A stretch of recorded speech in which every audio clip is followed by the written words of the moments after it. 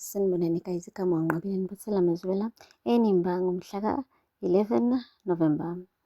Guys, namhlanje-ke uHlathi bekade ethi ufuna ukubucuza amakabade ezama phela ukuthi akhulume noThumeka amncenga ukuthi amxolele njengoba nje kade engakhulumi neze kahle naye ngayizolo, esho ukuthi lo mntwana lo njengoba ekhona ubavumile ubalulekile futhi yena ufihlele liqiniso lokuthi unengane enozoleka entsha ngoba nakhe ezama nje ukuthi amfoye uHlathi.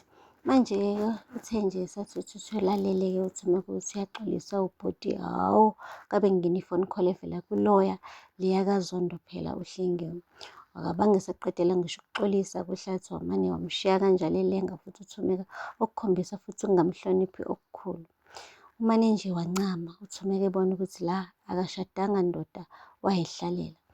Guys, uphinde wabuya okwesibili-ke manje uHlathi. Hhayi, wamfica kahle-ke uThumeka esejimile, eseredi, esenawo wonke amazwi afuna ukumtshela wona. Usho nje kahle ukuthi yabona wena, ngiyakubona kahle njengoba ubhizi ulwela ubavumile kangaka, kodwa thina kumele ngabe sakhe ingane yethu entsha la, yingoba vele ubavumile uyile ndodana okade wawuyifuna. Wamane uthi uHlathi lalela la, anginaso isikhathi sokulwela indodana engekho la, engakazalwa nokuzalwa, engakakhiwa ngisho ukwakhiwa. Kukhona indodana yami engidingayo esizelwe esisikhona kulo mhlabeni. Wathi cha, lalela, vele wena wawufuna indodana nozoleka sonke lesi sikhathi. Wawushilo wathi ulikamva yingane kaZoleka ozoyiqamba meyizalwa. Washo ukuthi mina ngakubamba ngesisu, okusho kona ukuthi ulikamva kahle kahle yilo bavumile, hhayi ulikamva lo wethu engamuzala mina. Hayi bo guys, kanti ukusho konke lokhu nje ulikamva ulalele, ume lapha eduze kwesicabha. Umane wangena kulikamva, bathi ukuthi bayazama ukumbingelela, wamane ulikamva wathatha iy'khiye zemoto washaya wachitha ubhuti. Kubonakala nje ukuthi unyanyile, uzizwa e-betrayed ngokuthi abazali bakhe bamkhulisile, bamkhulisa semdala uyindoda, uyitshela ukuthi uyena ophethe ikusasa lalaphaya kamabandla, kanti hhayi, ingane encane ubavumile iyona ezonikezwa iy'mendlela zokuba yindlalifa. Guys, akupheli-ke lapho. ulikamva uhambile-ke waya ethaveni, wafike wayigxonxa umfana omncane ngotshwala.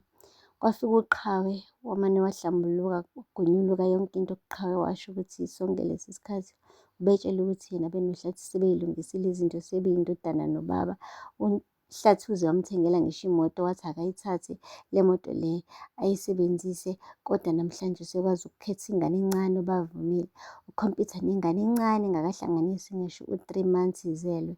Uyasho ukuthi yabona nje uzizwa sengathi kahle kahle abakaze bamthanda laphaya kamabandla. Wase washo ukuthi umthetho yena akamesabi, uzohamba uyomqonda emhlamvini zamehlo ambuze ukuthi kungani imzonde kangaka. Qhawe umkhuzile-ke washo ukuthi musa ukuyenza leyo nto uzokhuluma amazwi ozoyisola ngawo. Wathi ngiyeke kaloku, ngithi nihambe ndiyokhuluma naye, ngifuna ukukhuluma naye umthetho, ndimkhombise enhlamvini kamehlo, ngimtshele ukuthi yena kahle kahle uyakhetha abantwana. Engangikhomperisha kanjani nomntwana omncane ozelwe, ubavumile pho ngibe mina sonke lesi sikhathi ngiwa nguvuka nalo mndeni.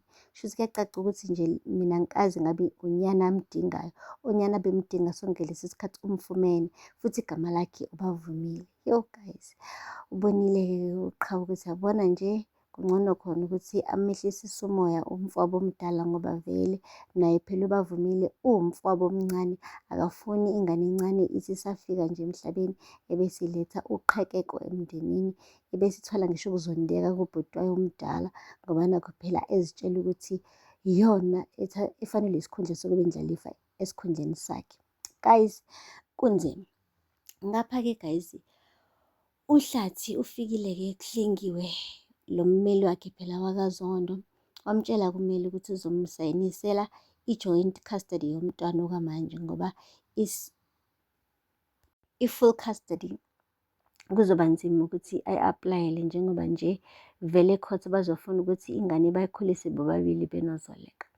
Hhayi, kodwa uHlathi wadinwa, bonakala nje ukuthi ufuna nje ukuyikhulisa yedwa le ngane, esho kahle ukuthi akukho ngane yakhe yena ezokhuliswa enye indoda engayazi, indoda ekwesinye isibongo, kodwa ibizalwa ingane yakhe kamabandla. Hhayi-ke guys, ushilo ukuthi nesibongo ngizozama ukuthi-ke ngi-aplayele ukuthi sishintshwe kwi-birth certificate, ingane inikezwe isibongo sakho. So sizohambisa-ke la maphepha-ke simnikeze uZoleka asho ukuthi-ke usuvula icala lokuthi ufuna ingane yakho ube sengqaneni yempilo yayo. Nangempela-ke guys, uZoleka beno-Lazarus have been served. Amaphepha afikile-ke asho ukuthi-ke icala livuliwe. Wanyanya-ke uZoleka washo ukuthi bekulindele lokhu kuqhamuka kuHlathi ngoba uHlathi uyindoda vele predictable. Guys, okuworse, uHlengiwe kushilo ukuthi-ke uzoba nommeli wesibili azomqasha, igama lakhe-ke uPalesa, okuzobe uyena phela uhamba phambili kuleli cala njengoba yena esamisiwe emsebenzini unyaka wonke. Ushilo ukuthi kodwa Hlatsi uzokhokha imali ethe gaqa ngoba manje-ke ayi usuqasha abameli ababili and akukho cheap ukuqasha ummeli. Njengoba sibabili sisebenzela ikhesi eyodwa nemali izonyuka. uHlathi wathi-ke ayimane zilime ziyetsheni, akanandaba as long as yena ikhesi eyiwinile. Okusho kona guys ukuthi ayi impela imali kaZoleka uyayibhubhudla ngampela ubhuti. Hhayi kuyasho ukuthi ayivaze ijulukelwe uyena. Uncamela ukukhokhela ngisho abameli amabili ngoba nakhe efuna nje ukuthi kucace ukuthi yena uyikhanda shisa, kucace ukuthi yena hhayi uyindlovu kayiphikiswa, okushiwo uyena hhayi impela kuphikiswe umuntu. Njengoba nje ethi nje unguyise kaBavumile and akamfuni uLazarus empilweni kaBavumile. Useshilo and ayikho into abangayisho nabangayenza uZoleka beno-Lazarus. Guys, kanti akazanga-ke ukuthi naye uLazarus benoZoleka abanommeli oqavile.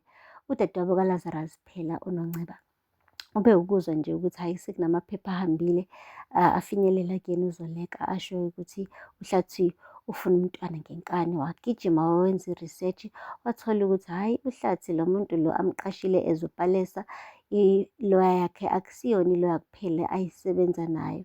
Kukhona eyesibili esebenza undercover ekuthiwa uHlengiwe, kanti isebenza ngokungemthetho ngoba phela vele isamisiwe emsebenzini.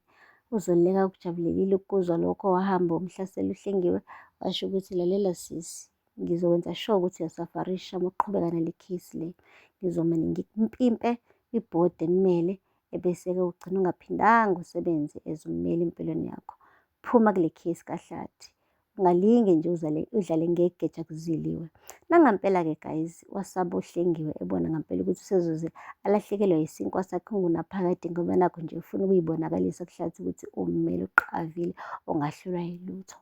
uHlathi-ke uphoxekile ukubona ukuthi usebanjiwe kalula kangaka engakaqali nanokuqala ukuthatha isinyathelo sokuqala ukuthatha phela indima yokuba uyise kaBavumile.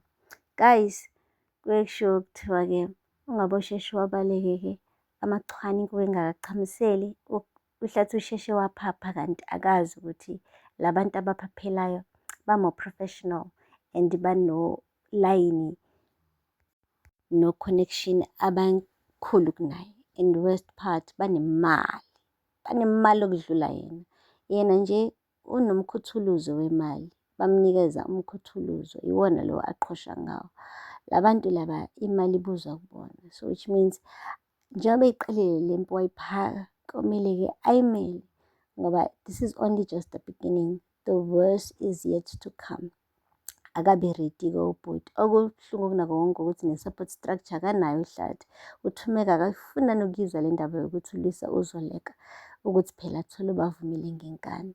Hhayi angiyiphathi-ke ngisho eyabantwana bakhe nabo banemeneze njengoba efuna nje ukugaxalisa ikhanda lakhe emndenini omusha okaLazarus. Guys, asaziyo Zalankomoni kodwa from the looks of thing zengathi nje uHlathi uzohluleka lana bandla, engathi impela usheshe waphapha angazi nanokuthi uzoyimela kanjani le mpi le aqala ukuyiphaka. Aphela lapho-ke guys amazwibela namhlanje, ningakhohlwa ukusubscribe and like and comment. Until next time, bye. Sanibonani guys, igama uNgqabeni Buthela Mazwela Enimba ngomhla ka-11 November. Guys, namhlanje-ke uHlathi bekade ethi ufuna ukubucuza amakabade zama phela ukuthi akhulume